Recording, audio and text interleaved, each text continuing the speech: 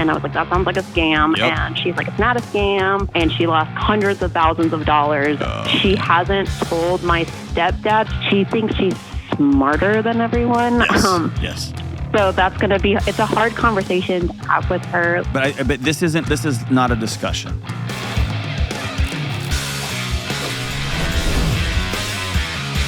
What's up? This is John with the Dr. John Delony Show.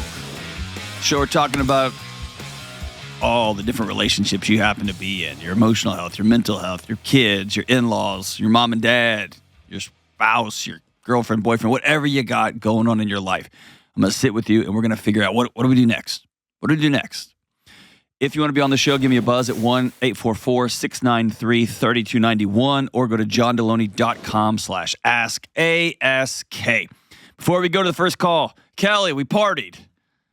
We did. We had fun on Saturday night. Kelly had one of her ancient milestone birthdays. We went to the nursing home and took it over.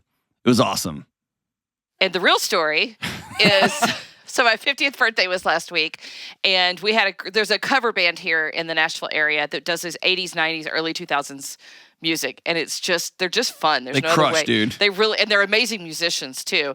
And so we had a huge group of people went out, and John joined us. And I noticed just as you got there, like one of the first songs they played was Poison. Oh, they played Talk Dirty to Me. I was there, and then they followed it with We're Not Gonna Take It. And I was like, it took everything I could to keep my shirt on. It was trying to take itself off. So just so you know, they play for 3 hours straight. They do not take a break.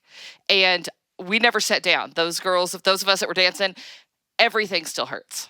My abs especially are just screaming for the past 2 days. I know. I saw y'all just passing out like tubes of Bengay and Geritol. Shorty got low, and the next day I felt it. They did. Anytime there's Poison and Belle Biv DeVoe and Shorty gets low, there's going to be some achy joints in the morning. But they are amazing, and it was a lot of fun. Okay. I feel like I have to say this because I saw something again. I wish I wasn't like this. I just get this way. Whenever I'm at a place, in 99% of the time I'm with my wife. My wife and I went to a concert last night. I just get very mother hen, even though I'm a dude, about the people I'm with. And there was, probably 15 women I work with, me and Jim. There's a couple of dudes. Your husband was there. Mike was there. There's a couple of guys there that we know or work with. It kills me watching 9 or 10 of my good friends dancing the night away, and there's always one dude. In this case, there was 3, but the one guy especially who just he wasn't even facing the stage. He was just facing you, and it looked like I told you it looked like a school of fish, and it looked like a barracuda just waiting to pick one of y'all off. But the thing is, as a female who has, I love to dance, so we go out. That's normal, sadly. It's what we're used to, and you either ignore or you end up being the B word and having to be like, dude, stop. Knock it off. Yeah. And my husband, when it was over, he was like, okay, he was watching him real closely. Yeah, I couldn't take my eyes off him. I was like, dude, if that dude gets 1 inch. Yeah, and he kept watching, like finding me where I was and making sure. And I was like, but that's sadly what we're used to. Yeah. It's the norm. Twice when I came down, he was getting too close. And then I tried to get between him and him and whoever happened to be there. Yeah, he kind of would just go from one to the other. But he tried to make eye contact. Anyway, here's the deal. Gentlemen, if you are out at a place and you're with your friends, A, keep an eye out. B, if you're one of those guys, stop being that guy. Just stop. And if you're one of those guys, you're not listening to this show. You are like doing push-ups and snorting Red Bull or Red Bull enemas, and you're like, whatever you're doing today. Don't be that guy. Don't be that guy. But gentlemen, anyway, it was literally one of the funnest nights I've had in a long time. Just I was hoarse coming home. Oh yeah, I was singing so loud, and I was super annoyed coming home. Yeah, it's that one idiot who snaps into a Slim Jim. Number one, button your shirt up, dude. What's the matter? Oh, it was way low. Button your the deep V's long gone. Yeah, unless you're George Camel, then you can wear a deep V, which he does all the time. Well, his is only because he's small. Exactly. So it's all a regular shirts. V. Right. It's a regular V. It just touches his belly button. Right. But, don't do that. Don't do that. And, I mean, I'm not afraid to throw an elbow if necessary. I know. And I have. If you get too close, it'd be, oops, sorry about that. Yeah, Shorty will get real, real low. Yeah. So, But again, ladies, that's why bartenders are great, that kind of thing. And I've seen that band actually before say something to guys in the audience. Good. That's yeah, awesome. They're really good about it. At the venue I was at last night, there was a sign on the inside of the bathroom door, and it said, if somebody's making you feel uncomfortable, go to the bar and order an angel shot. Yep. And they said, we'll take care of it from here. Yeah. And I love that that's becoming the norm. There's just so many creepy idiots ruining people's good time. And how can you ruin a good time when someone's playing Poison and Twisted Sister? You unbutton your shirt almost to your belly button, and you start. Sometimes there is something wrong with a little bump and grind if it's not invited. Ugh. All right, let's go out to Austin, the 512, and talk to Marie. Hey, Marie, what's up? Hey, Dr. John, how are you? I'm so good. How about you? Good. Just overthinking here. That's one of my spiritual gifts. I know, it's like a hobby for me, so Excellent. It's going good. Good. Do drugs or something. It's less. I know, right? It's less bad for you. What's up? So my question is, should I talk to my stepdad about my mom's investing addiction? And I can give you some backstory. Is it investing like in air quotes? Yeah. So I call it gambling. She's gambling. Okay. So, and this is when she retired, I guess she was bored. And so she's becoming slowly more and more risky with her investments. So it started with like 401ks, IRAs, Vanguards, the basic stuff. And then it turned into kind of like day trading with the Robinhood app and stuff like that. And then it turned into options trading. And sweet. Now it's turned into cryptocurrency. And then she fell for a really big scam. Yep. How old is she? 73. Okay, so I always like to take these internet things and put them in the real world just to show the absurdity. And so I just picture your 73-year-old mom hanging out with the Robinette bros who all have like really small mustaches right? and like super tight pants and like extra small shirts. And they're like, yeah, listening to house music. And then your mom, I can just see your mom on the side being like, yeah. That's so I know, right? It's an absurd picture. And so when she told me about this cryptocurrency, because it's a group of people, and I was like, that sounds like a scam. Yep. And she's like, it's not a scam. And she lost hundreds of thousands of dollars. And she hasn't told my stepdad because she was waiting for the money to come in, which she has a gambling addiction. Got the money and it's still waiting, Yeah, she's got a gambling addiction. So she's down hundreds of thousands of dollars. Just from the cryptocurrency. So she doesn't tell me everything, obviously, like it's her money and stuff. But she told me about this cryptocurrency. She's down hundreds of thousands of dollars, but it's like, that's not the only thing she does. She does options, which are extremely risky. Yeah. And it's like, I feel like she's going backwards. Like usually when you get older, you get a little bit more conservative, but she's gone the opposite direction with like these get rich quick schemes. How exposed is she on options? Do you even know? I don't know. I didn't even know what options were until she told me. Like one time she invested in the wrong option. It was like $17,000 in 3 days or something like that. It was just gone. The problem with folks trying to do that from their home computer is they're playing with multi-billion-dollar AI systems run by, you know what I mean? Like the reality is you cannot win at home, and that's why everyone who charts, you can have some wins, right? I was in Vegas a few weeks ago, and I was just having some fun with a little bit of money at a blackjack table. I won a couple $100. It was a cool. Everyone was high-fiving. It was fun. I can't win. I'm not going to leave saying I beat Vegas, right? Yeah. I had a fun thing. It always loses over time, and so there are some people who've made some money on crypto. Way more lost their souls, right? And anyway, we can talk about that all day long. Your question: should you tell? I always have two responses to this. Number one, you have to be really direct with her. Like, I think you have a gambling problem, and I'm watching you just blow through your entire life's work, and either you have to stop or I'm going to bring some other people in on this.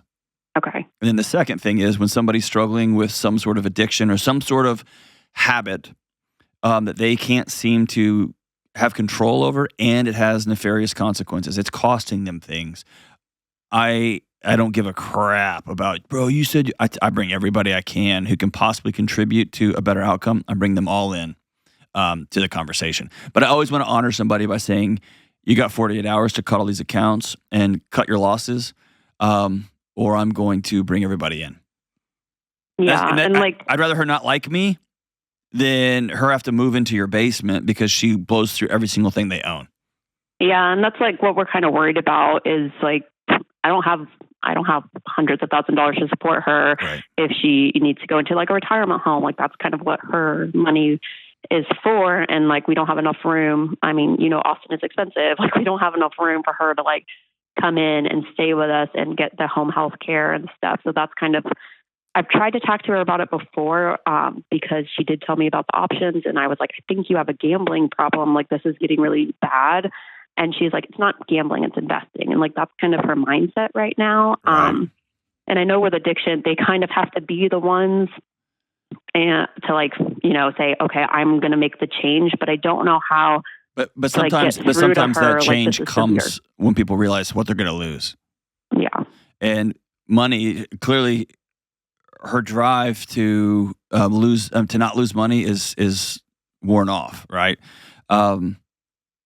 And then the next step is I have to step out of this relationship. You, Marie, have to step out of this relationship because I can't watch you continue to fill your jacket full of rocks and you're going to drown right in front of me. I can't watch that. Okay. And I'll help you. And here's another way to think about that. At the low level of $4,000 a month for a retirement home. And if you just think $4,000 times 12, that's $48,000. If she's lost $300,000, she just lost 6 years of retirement home. Mm-hmm. And if you start putting it on paper like that, you are cashing out years of your life.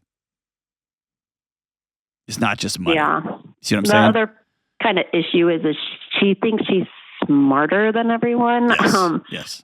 So that's going to be, it's a hard conversation to have with her. Like even, like anything I bring up from the past, like that I've struggled with, she's like, well, I never struggled like that. So I don't know why you do that kind of thing. Yes. So, but this is not a discussion. Okay. This is a very straightforward. Mom, you've lost this many hundreds of thousands of dollars. You have a gambling problem. I see it. We all see it. And I'm not going to let you drown like this. Okay. And if she chooses to cut you out, great. Just let her know. You can cut me out. That's fine. I'm going to tell every single person in your life who loves you that this is going on because somebody's got to step in. Yeah. Or you got 48 hours to tell your husband, you have 48 hours to cut these accounts off and let's go figure something out. My guess is it's way worse than you think it is. Yeah, I'm 100% sure. Okay. All right. And like any good gambler, she's trying to make her like she just needs one win and she gets it all back, right? Yeah. And just one more win. And like she keeps looking into those kinds of stuff. That's right. You know. And it gets riskier and riskier and you lose more and more and more and more. Ugh. I hate that for you. Okay, let me ask you this question though. Is she a multi-gajillionaire? Is she? Okay. No. Well, then, so the weird part, so that's how she originally made all of her money was through stocks. Mm-hmm. And so she sold a bunch before like Y2K and made a lot of money that way. But I would say less than 10 million in 2000. And so like, that's a big number, you know, but at the same time, she spends a lot, like a lot. And even me and my siblings are like, where is she getting this money? You know, kind of thing. My fear is you quickly go into a world where you are leveraging debt for these investments and that you end up borrowing money to gamble. If she has $10 million and she wants to blow $200,000 on like option speculation, cool. I mean, she can do that. And you'll probably faint at this because this would be your money in inheritance. But if you have $10 million in your checking account, you can light $200,000 on fire in your living room. And it's not going to change your life. You still have $9.8 million left, right? You're fine. She doesn't have that. No. But I think in her head, she still has that $10 million sale and she's burning through her cash at a rate that she's going to suffocate from the smoke. Exactly. Like she even told me she had to like move around money, like whatever that means. No. Gosh, yeah. And by the way, it may be too far gone. I mean, it may be that she needs to call. I mean, that you need to call father-in-law or father. Yeah. Yeah, stepdad. But yeah, I just as a general rule for everybody listening, if I've got somebody in my life who I love who's struggling with an addiction, I always go to that person first. But it's not a, hey, are you struggling with? I don't do that. At this point, I go in and say, here's what I see. Here's what I know. Here's the boundary I'm going to draw. And also, they're always the or what. Here's what I'm going to do next. You got 48 hours. You have 24 hours. And if it's a life-threatening one, then I go in with a couple of people because we're not leaving this conversation with you just going back by yourself. We're leaving this conversation, you're going to rehab. This one's a little bit different because like her immediate life isn't at risk, but her long-term financial health, she may have 20 more years left. 20 more years left, right? And she's just burning cash like it's fireworks. And so yeah, I would say you got 24, 48 hours, and I'm going to tell everybody. So I'm going to honor you by letting you have this conversation, or I will. But what's not up for debate is that the conversation is going to be had, right? And so plan those things out, probably write those things down because those conversations can get emotional. And people who are struggling with addiction, who are also very, very smart and are quick, if you will, maybe not smart, but quick, they'll have a laundry list of excuses to fire at you. So I hate that for you, man. There's nothing worse than watching a loved one do something. You just watch them the candle just slowly burn all the way down, and they don't want to hear your advice. They don't want to listen to you. They've got it all figured out. And you just see this car crash coming. And I hate it for you. I hate it for you. I hate it for you. Thanks so much for the call, man. She's lucky to have you as a daughter. And now you got to do hard daughter stuff, which is step in. I'm grateful for you. We'll be right back. Hey, it's time to talk about Organifi. I love Organifi. It's wellness made easy and delicious. And in addition to my low-calorie, low-sugar, no-caffeine red juice that I have every day for caffeine-free energy, and in addition to the green juice powder that balances stress and gives me my micronutrients and my nighttime Harmony hot chocolate and more, I'm loving Organifi's latest invention, the Happy Drops. I ate 2 this morning, and look how happy I am. Happy Drops are a delicious gummy with a unique and powerfully clinically studied saffron extract known to elevate mood. They help the body adapt to stress, contribute to calmness. They're the perfect combination of the good stuff that soothes, uplifts, and energizes you and helps you feel good. And as always, there are no harsh artificial or synthetic ingredients, no nonsense. And listen, I could talk about Organifi's ingredients and clinical studies and all of that, but here's the best endorsement I can make. I personally use Organifi every single day. I travel with it. I take it in the morning for energy and clarity and gut health, and I take it in the evening as part of my wind down ritual. You want me to add one more?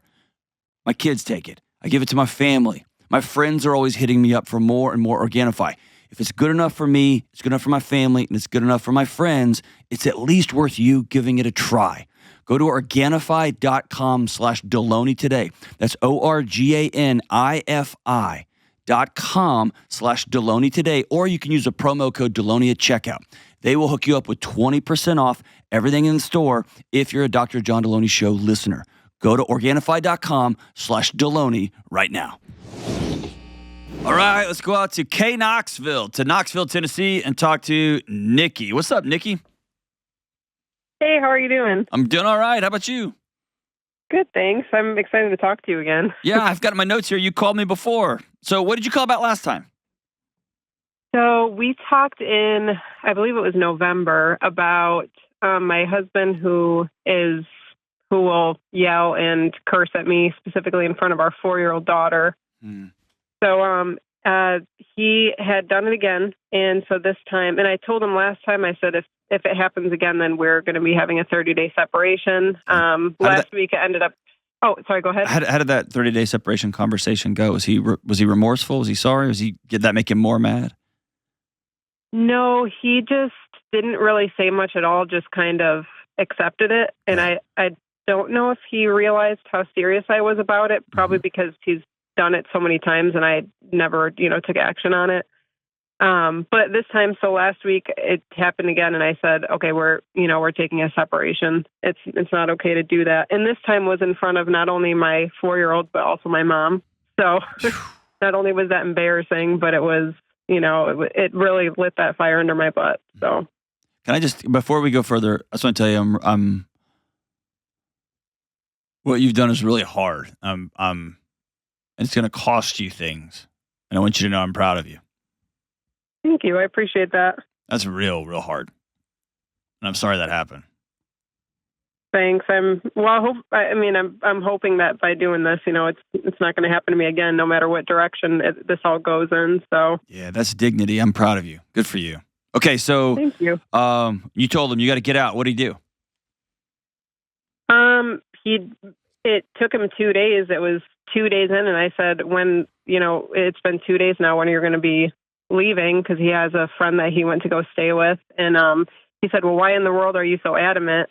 And then I didn't respond because that was via text message. And then he just left that night. So, Okay. like I said, I don't think he realized how serious I was. So I said, okay, well, when are you getting out of here? Mm-hmm. Okay. So he didn't explode, nothing like that. Just left. Okay. So how can I help you today? So my question, I wrote it down, is I followed your advice from the first call. We're a week and a half into our 30-day separation. What are our steps moving forward, and how can I test his sincerity in his apologies moving forward? Okay. So I want to do a couple of things here. The first, we're going to talk about you, and then we'll talk about him and reconnecting, okay? Okay. How's the last, is it 10 days, week and a half? How's that been for you? Well, you said something on the last call about where you kind of want to go home and not feel like you're walking on eggshells and be able to breathe for the first time. And my mom did just leave Sunday, so I did have her with me the whole week, but I feel like my house feels pretty peaceful. So I feel pretty good, actually. Yeah. That's your body exhaling for the first time in years, huh? Yeah. The hard part of it, of course, is every day my daughter says, "What is my dad going to sleep over tonight? When's my dad coming home?" And I just kind of have to say, "Oh, Dad's going to pick you up tomorrow. You guys are going to have a fun time. You're going to go do this," or Okay. because we kind of worked that out because he's seeing her frequently. So Okay. Is he safe to be around, you think? yeah, Okay. with her for sure. I feel like honestly the person in his life that he acts like this towards is me. Sheesh. I hate that you're his designated punching bag, or have been, but no more. Good for you. Okay, so I'll walk through like three things, okay? The first thing is about you. Okay. You have to be very intentional about this time. What your body's going to want to do is exhale. Wouldn't surprise me if you're sleeping more or a little more tired. Yes. Okay. I've napped every day. There you go. So you've probably got years of stored up. I mean, your body has just been snorting cortisol and adrenaline off the bathroom counter for years. And now it's gone, and you're gonna have what I would call a collapse period. Just a kakoosh, right? The temptation when you do that is to do nothing. Okay. Okay. And so I want you to rest, take that time, but also you have to have somebody that you're meeting with at least every other day, a friend, a counselor, a group of girlfriends, a parent of of a friend of your daughter's, right? And you can get the kids together. I want you to be around other people. Okay. Mm-hmm. The second thing is I want you to have some sort of movement practice. If you just commit for the next 30 days until this period is over, I'm just going to go for a walk in the afternoons with my daughter. She can be in the stroller. She can walk, stroller walk, whatever. But I'm going to go for a walk, 20 minutes, 30 minutes, 45 minutes. I'm going to get outside, even when it's hot, and I'm going to go move my body. Okay? Okay. And the last thing is have some sort of nighttime routine. Okay. I don't want you to suddenly find yourself Netflixing yourself to midnight and getting up at 6 the next morning to go do this whole thing again. Try to create some sort of routine. You're already doing that? Yes. Exactly. So what happens is when somebody leaves, even if they're toxic, even if they're hurting us, they're abusive, whatever, it just creates this, like you're a balloon and you just cut the string and you feel free for the first time and it's amazing, but you can end up on the other side of the world. And I don't want you to be 30 days down the road and you're exhausted because you don't sleep anymore. and you have been eating garbage because you don't even feel like cooking because it's just this and you haven't done any exercise, you haven't moved, you and your daughter, you're just watching TV and handing her an iPad, and suddenly you will begin to feel bad at the end of 30 days. Your body will be run down, exhausted, tired, and then Romeo will show up. And you start to take him back, no questions asked, because he's going to re-add structure back into your life, even if that structure is unsafe. Okay. You get what I'm saying? Yeah, I do. And you're not the only one, but everything I'm saying, you're going, oh, crap, that's me right now, right? And by the way, you get a week. You get a week of just, like, I'm going to sleep a little too much. I'm like, your body's been running for years. But now I want you to take ownership of the last 3 weeks, and you're not gonna get strong or snap into a Slim Jim. You're not doing that, but you're creating some structure on your own. Give yourself a bedtime. Yeah. Turn your phone off. Those kind of things. Okay. Okay. Here's the second thing. This is about him. Did y'all come up with a plan of action, or was it just get out? Like, you have to go to counseling. You have to do this. I want to see these things before you come back into this house. Or was it just get out? It was get out, but we've followed up with some text messages back and forth that he had said. He sent me a message saying, well, what are you doing to better yourself in this time? I'm seeing my therapist. Whoa. That's, tell him he can just take the bulb out of those gaslights, dude. I'm not going to have that. We're not having that. That's nonsense. This whole thing kind of made me feel a little bit more bold. So I did say all that. Good. Yeah. So, because he said, oh, I'm seeing a therapist, I'm seeing this person and reading the Bible, and I've stopped with my sports because he's always looking at sports on his phone. Okay. But I see the things that he said, and it's already things that are part of his routine. So for me, it's hard for me to judge his sincerity when it's like, okay, but you do these things on a weekly basis. He already sees a therapist and meets with a mentor and reads his Bible. Okay. So, and has his group of guys he sees multiple times a week. So it's kind of hard for me to test that. But so he told me he's doing those things, of course, but I don't know if that kind of answers your question, but. So he told you what he's doing. Yes. And you've been on the receiving end of this situation for so long. The idea that you would even have any thoughts on this matter are just now awakening in you. So I'm going to tell you, I don't care what he says he's telling you he's going to do.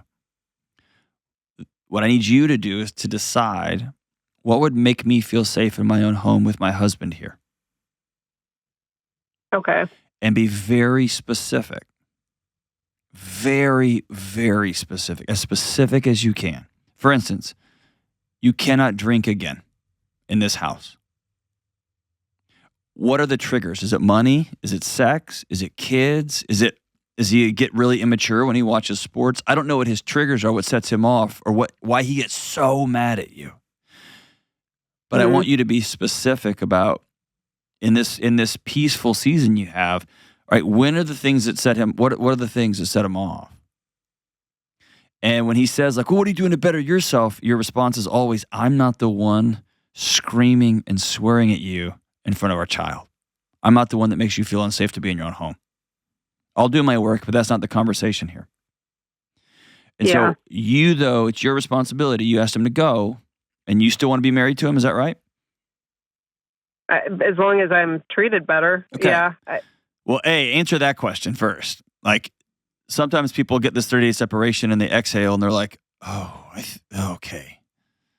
Now that I'm not in fight or flight anymore, I can breathe, and I realize you've been unsafe for years and years, right? All that will happen, or some sort of revelation. Or you might be like, I really, really miss him, and I really want to work on this thing. But you don't want to be led by feelings, and so be very specific about what you need in your home to feel safe again. Okay.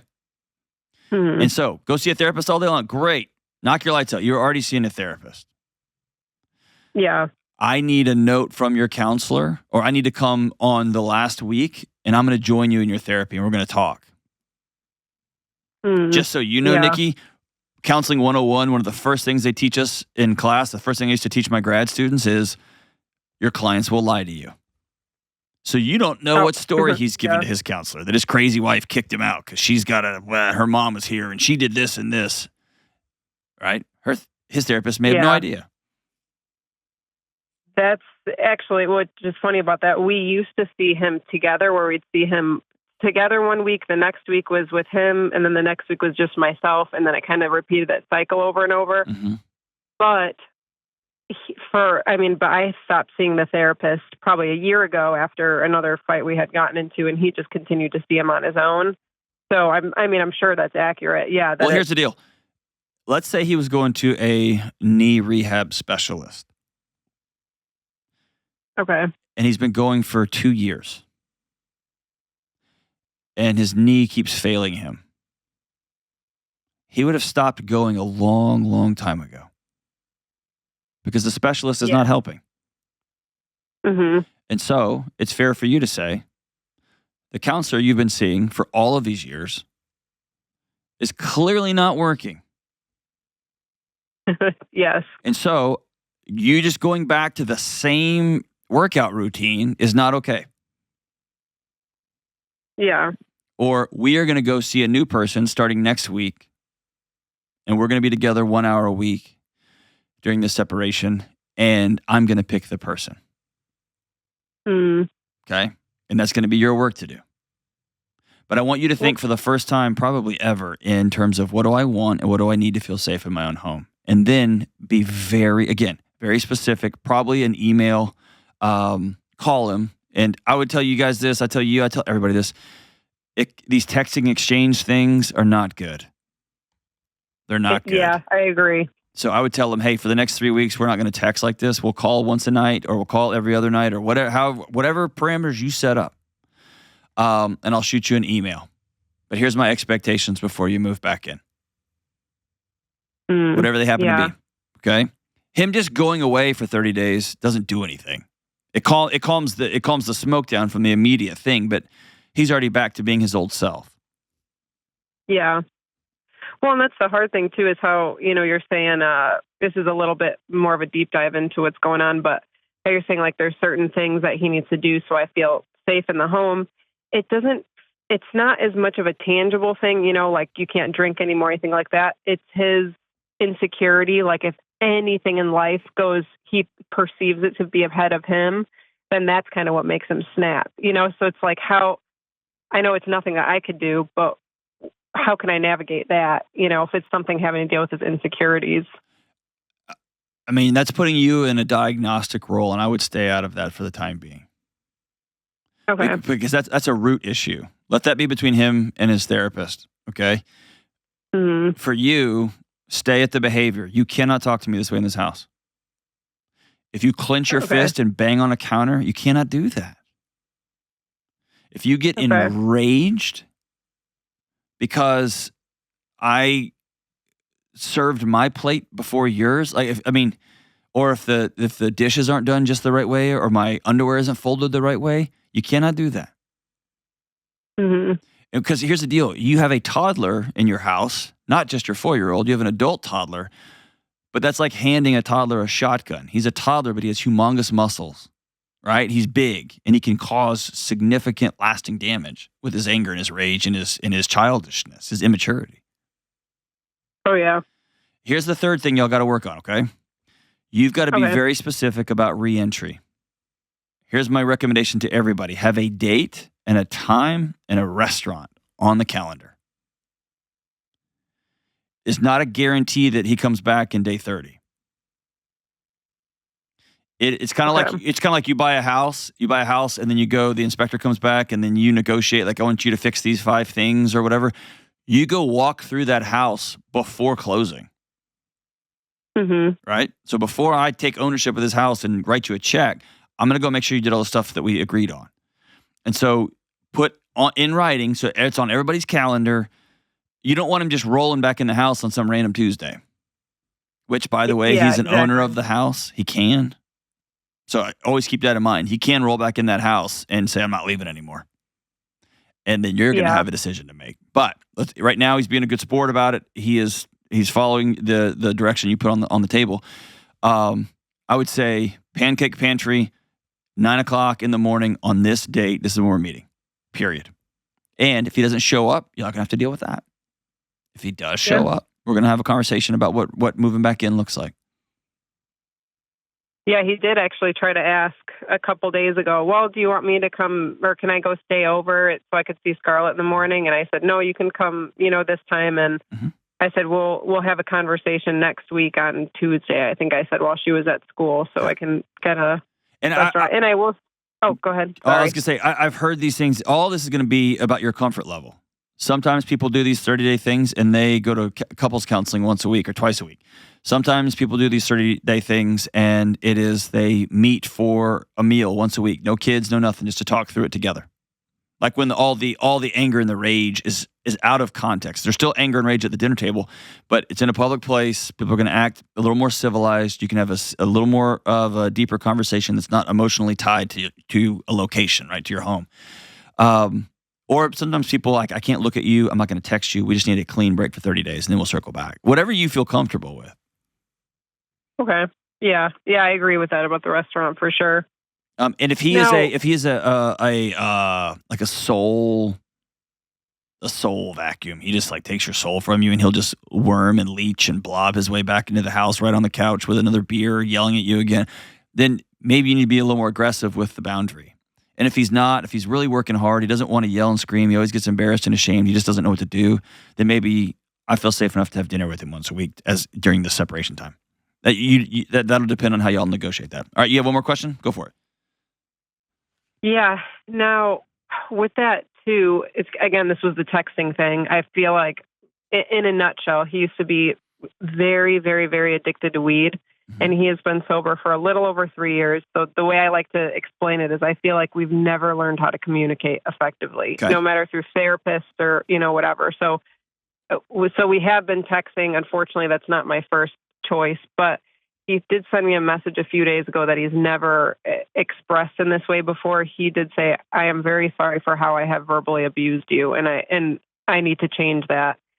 And so he says those things, but how can I actually test his sincerity going forward? So I want you to get rid of the word test. Okay. Okay. That creates a power dynamic that a guy who's been hiding from his own life through insecurity, he will feel that a mile away. And it's a very tough hill to climb. Okay. So we're not going to test. We are going to build something new together. And it's a new marriage where we don't yell at each other and we don't scream. And we support each other. And yes, we get frustrated. Yes, we get pissed off. Yes, we get angry. We're people, but we're going to handle these things like adults, and we're going to practice that.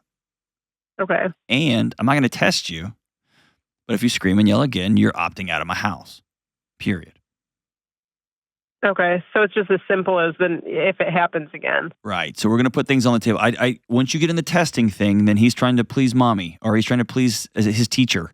And you can't build a relationship that way. Now, for you to regain trust in him,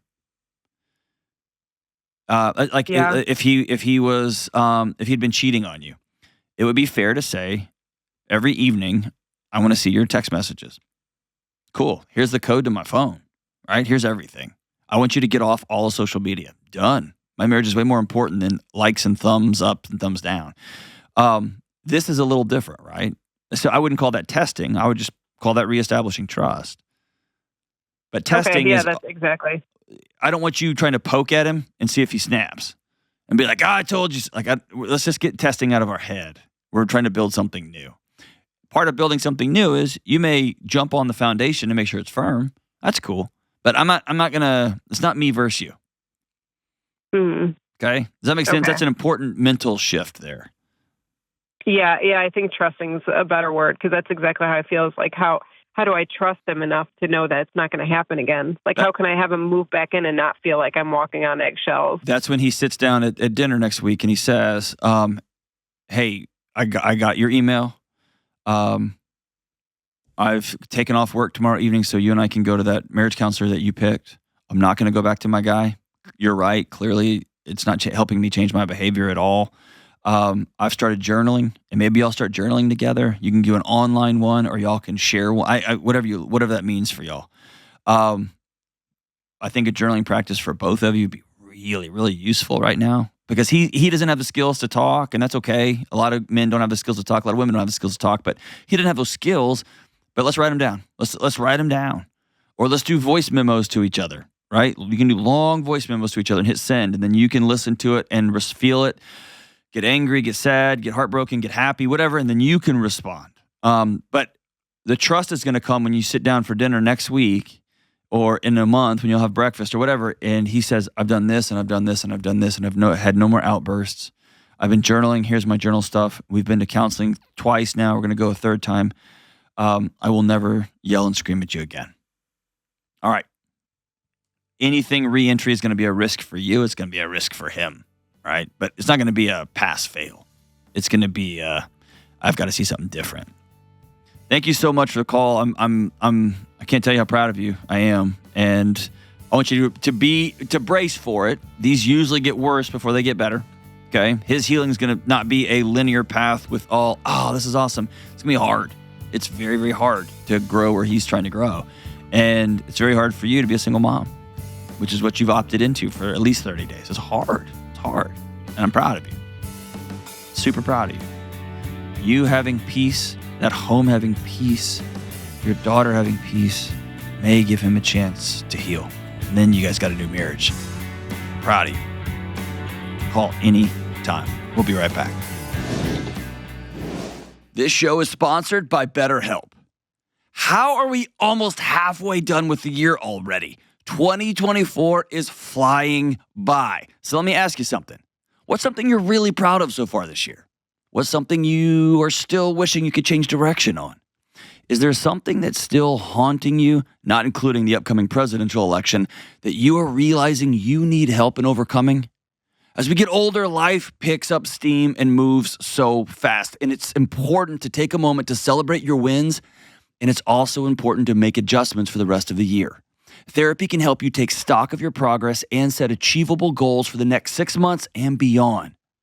Therapy is a safe, effective place to get things off your chest, to learn how to say scary and hard things out loud, to figure out what you're doing well and what you need to work on and how to get there.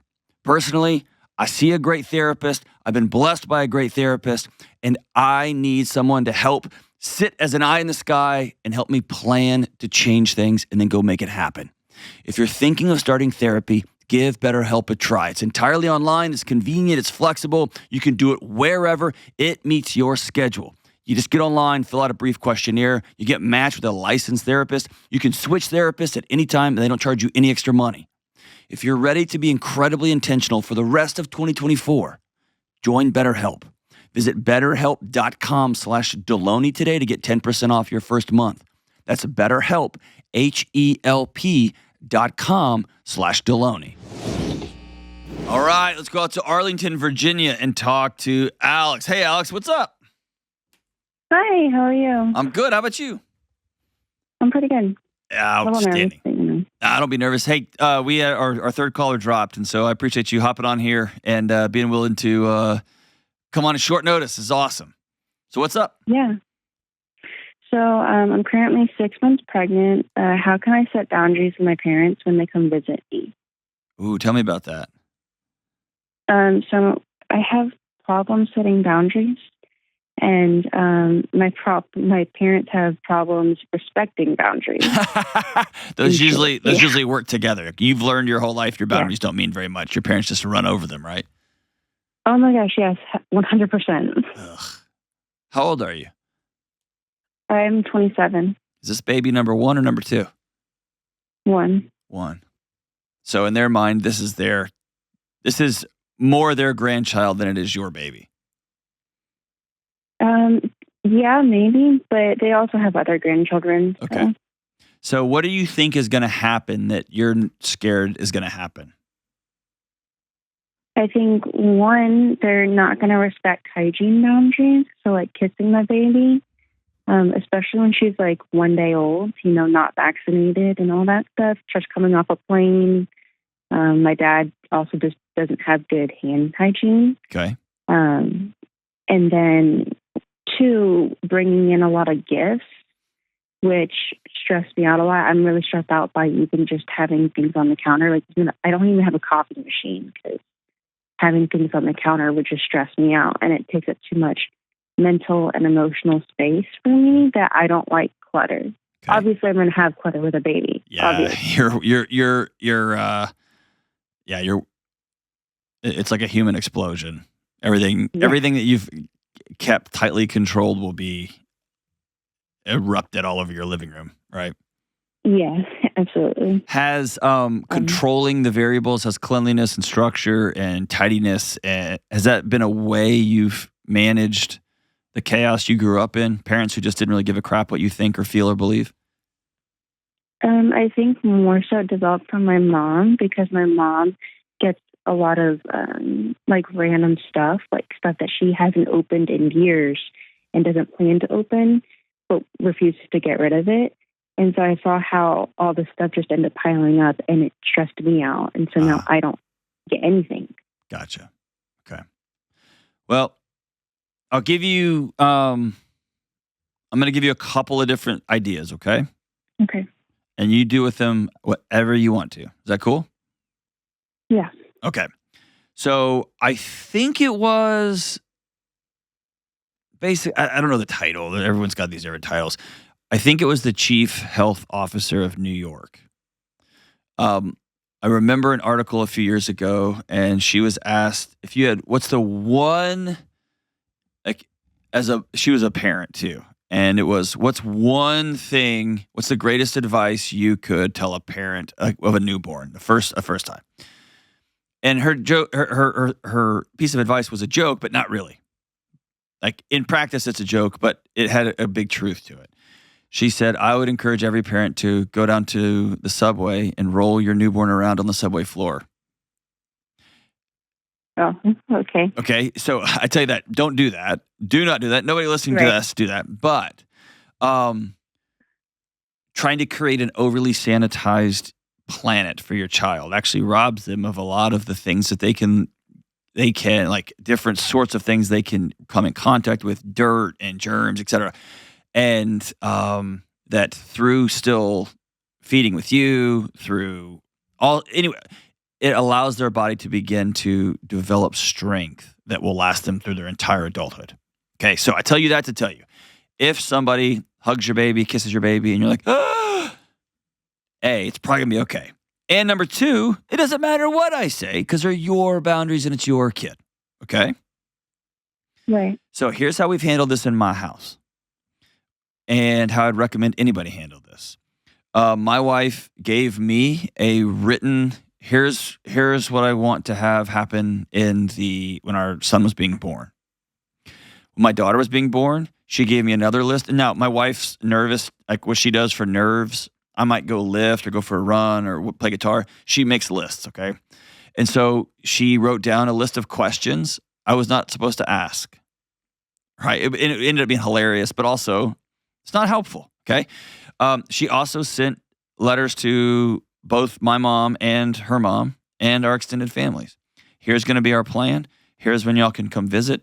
Here's some things I'm very specific about. I had one buddy who had a parent who smoked, and during labor, the parent was outside, like had a cigarette, and it came in. He stepped in. Was like, nope, not holding my baby. Not after that. You got to go wash it completely up and change your shirt. And there was a little bit of an awkward pause, but that parent really respected that boundary. I was like, was getting frustrated, but went and washed up, changed shirt, and then came back. So all that to say, you get to set the boundaries, and you know as well as I do, they're going to come at a cost. Well, maybe we won't just come then. Or you're going to be in a delivery room and you've told your parents, we want you to wash your hands. You got to wash your hands before you hold the baby. No kissing the baby. And your dad just goes in for a kiss. And you have to say, I need someone to take the baby from him, please. This man is not permitted to hold my baby right now. And that's going to be an awkward, hard conversation. Visit? Or your husband. Do what? The whole visit, or just that one time, you think? It's up to you. I don't know your dad. Okay. If he is somebody that you say, hey, Dad, please wash your hands before you come into the house, and he looks at you and he sticks them in the flower bed and moves them around in the dirt and then walks in. If he's that kind of guy, yeah, you might have to say, man, you've opted out of holding the kid because you're not respecting my boundaries. Oh, you're so ridiculous. I've got tons of grandkids. It'll make them tough. I don't care what you're saying. This is my baby and my boundary, period. Or if he's the kind of guy when you say, hey, will you kick your shoes off before you come in my house? And he goes, oh my gosh, are you kidding me? But then he takes his shoes off, then maybe it's just one time. right? That's up to you. Okay. What do you think's going to happen? Well, I think that my dad, he does a lot of crazy things.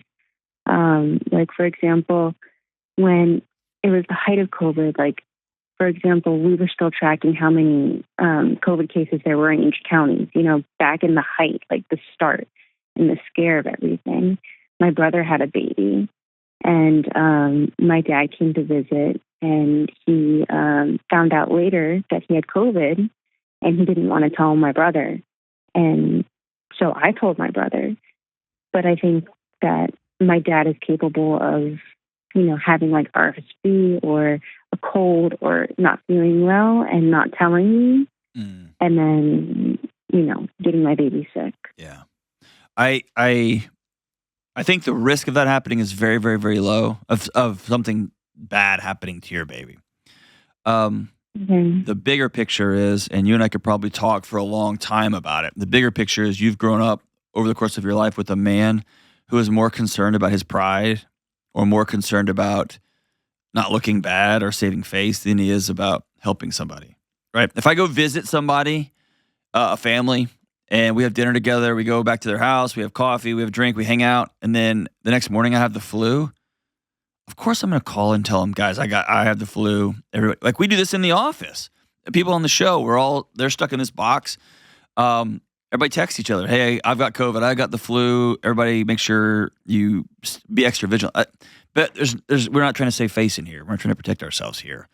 And so you've grown up with that your whole life. And my guess is it's happened in some bigger issues too than just that one time with COVID. You've got to make that call for yourself. But here's the thing about boundaries. You have to decide what you want this to be. And then you have to be very clear about communicating it. And you have to live with the ramifications of your boundary. And most people who want to make boundaries want to hedge on one of those three things or all three of those things. They don't want to put very clearly in writing or very clearly on the phone or in text message, here's my expectations. They just want people to read their mind. Or they don't want to have to say, okay, you got to get out. You can't be in here. And whatever. Like, so you got to do those three things. And it's important. And so take some time. If you're married, sit down with your husband and y'all map this thing out together. What do we want this experience to be like? And as a new mom, you're going to have a lot of things to be anxious about, to worry about. You drop a pacifier, you can just dust it off. It'll be fine. That immune system's growing. It's strong. And more than likely, baby, be fine. Be fine. Thank you so much for the call. I wish you guys all the best. Hang on the line. I'm going to send you a free copy as my baby gift of Building a Non-Anxious Life. That's my gift to you. I want you to read it, and that might be a good path for you and your new family to follow in creating a house that has some peace in it. And then maybe your husband can get a coffee maker on the counter. Just maybe. Thanks, Alex. We'll be right back. Hey, what's up? Delony here. Listen, you and me and everybody else on the planet has felt anxious or burned out or chronically stressed at some point. In my new book, Building a Non-Anxious Life, you'll learn the 6 daily choices that you can make to get rid of your anxious feelings and be able to better respond to whatever life throws at you so you can build a more peaceful, non-anxious life. Get your copy today at johndelony.com. All right, we're back. All right, what's up, Kelly? All right, first of all, I really need some cool crap that happened emails and Am I the Problem emails. So please send me your cool stories and your Am I the Problems. Excellent. We need those. Send them to just the regular John email, askjohn@ramseysolutions.com. Perfect. Great. Now, you put a social post up that I really, really liked. I want to talk about it. I want you to talk about it. You are not a better person than them just because your addictions are less visible or more socially acceptable. Oof. You're not. And instead of asking how they could keep drinking, gambling, using, etc., ask what happened in their life that makes them this way, that this is the only way that they know how to survive. Recognize that you're not better than that. Then go be a light and seek connection. Connection is where healing begins. Yeah, I mean, the root of that, I had an encounter with somebody, and I was pretty frustrated. There was a group of people, and one person was treating some other people really bad, and they had a very demonstrable addiction of their own. It just wasn't one of the designated sins of the world, and it was really a case of I'm superior to you, and I just got pissed, and that's where that's from. Deeper than that is, and I've talked about it on the show. I had one of my grad school professors said the old question of why does that person keep drinking is a bad question. It's not a helpful question. It's not a fruitful question. Why is that person gambling all their life away? Why does that person work 120 hours a week? Why does that person keep cheating on their? That's not the right question. The right question is, what in the world is happening in this person's life that the only way their body has figured out how to get through this life is by drinking alcohol, over consuming. Everything in their life is burning down. What's the point? How is this person? What is going on in the heart and mind in the life of this person that the only way they think they can make it through the day is to keep cheating on the person that loves them the most? Like, that's a much more instructive question, and you get to the heart of it. And at the end of the day, it's a much more compassionate question because it's not I'm not better than you. I just want to know what is it so hard about your life? And I've just so we do this. I'll say this: we do this thing at our here in Nashville that I love. It's called Room at the Inn, and a lot of churches get involved. And during the winter months, they provide a place for people to sleep inside when it's freezing cold. And so they'll have mattresses stacked up inside buildings, and usually these guys get classrooms, they get showers. At my church, we have a tiny little building, so we have 6 or 7 guys that will come spend the night. A group of us will have dinner together. We'll all play cards. We'll just watch a movie. We'll shoot the crap together, and sometimes it's hilarious. Sometimes we're just exhausted. The first time I ever did this, I'm ashamed to say, it was all guys who had nowhere to go. 100%, all 7 of them were up and gone the next morning before I woke up because they had to be at their job. They were working construction, and they had to be there at 6:15 a.m. And I remember asking somebody, these are all homeless guys, and they're already at job site at 6 a.m. working hard. And they said, yeah, they just fell in this, what the guy at the time called it a 60-day gap. Whether their house had just burned down, they had just been evicted because their landlord wants to sell the house. Like there's any number of reasons why, and they don't have a house right this second. And they have to keep going to work. But if they don't have a place that they can spend the night and get a shower and get their clothes washed and get back out there, then in 60 days, they will have spent 25 of those days in the car sleeping, or they'll start sleeping outside, or they'll have to miss work, and then they're going to have to miss another work, or they're going to show up on job site with dirty clothes, not smelling good, and the boss can say, hey, man, you can't be here like this. It's a place of business. And in those 60 days, it can go from, okay, now I got 60 days. I got 60 days of work. I had a place to sleep. Now I got a new apartment. I'm back off to the races. Or 60 days, and it's almost impossible to recover from, right? The question I'm ashamed to say I didn't ask was, the question was always, why are you? Instead of, man, how? And that how is such an inviting question because then it's compassionate and it gives me dude, how can I step in and how can I walk alongside you during this moment? Not point my finger at you, right? And I think that same issue is with addictions, with any behavior that we find troubling or hard or scary. Man, what is going on in your world that you're this angry about this? What in the world are you this mad about? I think that's just a gentler way to go about our world. And if we all ask that question, my goodness, what a different world we'd have. Because then it'd be like, oh man, well, come stay at my house. That's different than you get out, right? Anyway, if we walk through the world, not assuming we're better than everybody, but we're being curious and we're looking for ways we can love people instead of ways we can just move ourselves 1 inch above them. I'm telling you, man, it's a different planet we live on. It's a different planet. Thanks for that, Kelly. Ben, thank you. Guys in the booth. Taylor, everybody. Grateful for you guys, and I'm grateful for you, America. Stay in school, don't do drugs. Bye.